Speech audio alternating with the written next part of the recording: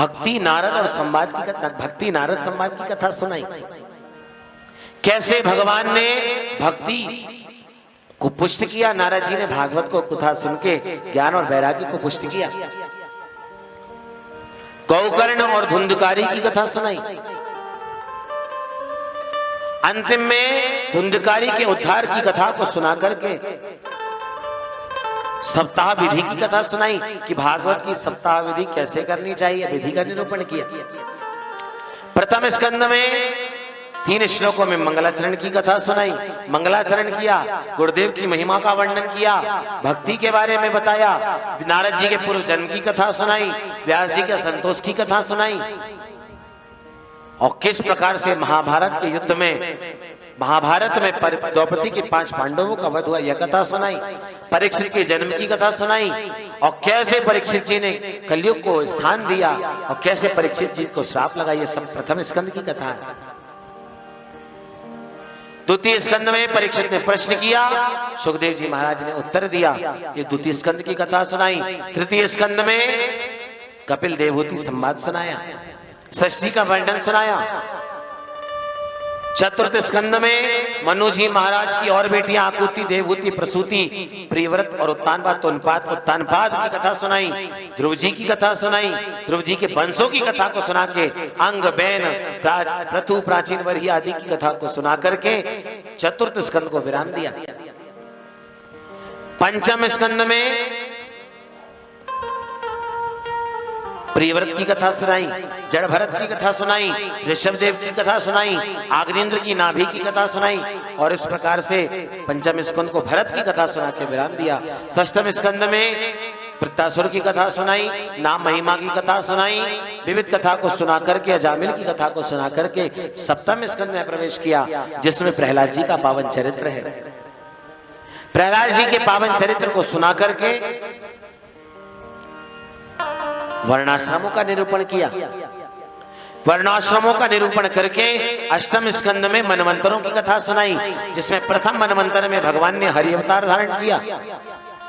समुद्र मंथन की कथा सुनाई, जिसमें भगवान ने कच्छप अवतार धारण किया, भगवान ने मोहिनी अवतार धारण किया। और आज जो एकादशी है ना, इसका नाम मोहिनी एकादशी है।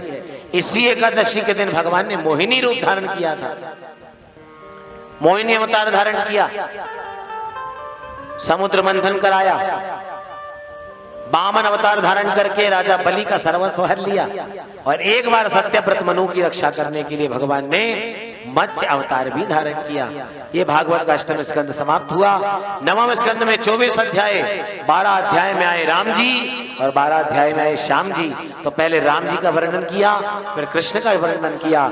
जब कृष्ण की कथा संक्षिप्त में सुना दी, तब परीक्षित ने कहा, महाराज कथितो वंश विस्तारो, मुझे विस्तार से भगवान की कथा सुनना है।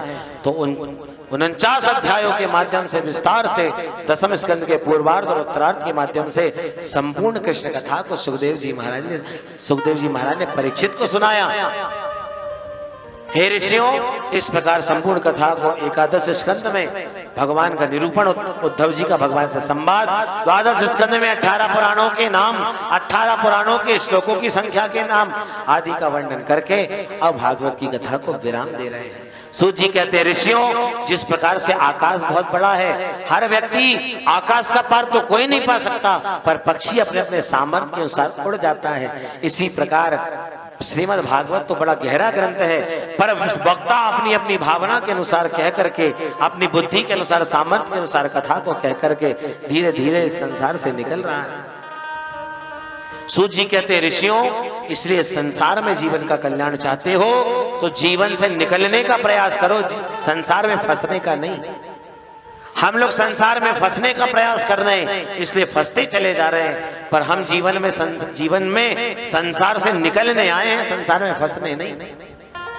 पर जीवन भर हम फंसने का ही सोचते हैं, फंसने का ही प्रयास करते, निकलने का कोई नहीं चाहता। और सोचते भी हैं तो केवल रटते हैं, समझता कोई नहीं। जैसे एक महात्मा ने एक तोता पाला और तोता को पढ़ा दिया, सुनो, बोलो, शिकारी आता है, जाल फैलाता है, जाल में फंसना नहीं चाहिए। शिकारी आता है जाल फैलाता है, जाल में फंसना नहीं चाहिए। अब तोतों के सामने तो दो चार बातें बोल दो तो वही याद हो जाती है। अब तोता जहां भी बैठे वहीं एक चीज कहने लगा, शिकारी आता है जाल फैलाता है, जाल में फंसना नहीं चाहिए। शिकारी आता है जाल फैलाता है, जाल में फंसना नहीं चाहिए। एक दिन तोता जंगल में गया, शिकारी आया, तो जैसे ही शिकारी आया शिकारी के सामने बोलने लगा, शिकारी आता है जाल फैलाता है, जाल में फंसना नहीं चाहिए। शिकारी बोला, अरे राम राम, ये तोते को तो बड़ा ज्ञान हो गया, अब मैं इसे फंसा ही नहीं पाऊंगा। पर फिर भी शिकारी ने विचार किया, एक बार प्रयास तो करके देखता हूं। और जैसे ही जाल डालने की बारी आई तो बिना कुछ सोचे समझे एक बार में तोता फंस गया। और फंसने के बाद भी वो एक ही बात कह रहा है, शिकारी आता है जाल फैलाता है, जाल में फंसना नहीं चाहिए। अरे भैया, तुझे इसलिए सिखाया था कि कभी यदि शिकारी तुझे पकड़ने के लिए आए तो तुझे ज्ञान रहे कि शिकारी आता है जाल फैलाता है, उसमें फंसना नहीं है। पर केवल इसने सुना और सुन के रट लिया, आत्मसात जीवन में किया ही नहीं। इसलिए कथा को सुनने आप बैठे थे, कथा को सुना तो केवल इसको सुन के इस कान से इस कान मत निकाल देना। आपने जो सुना है उसे जीवन में आत्मसात करना।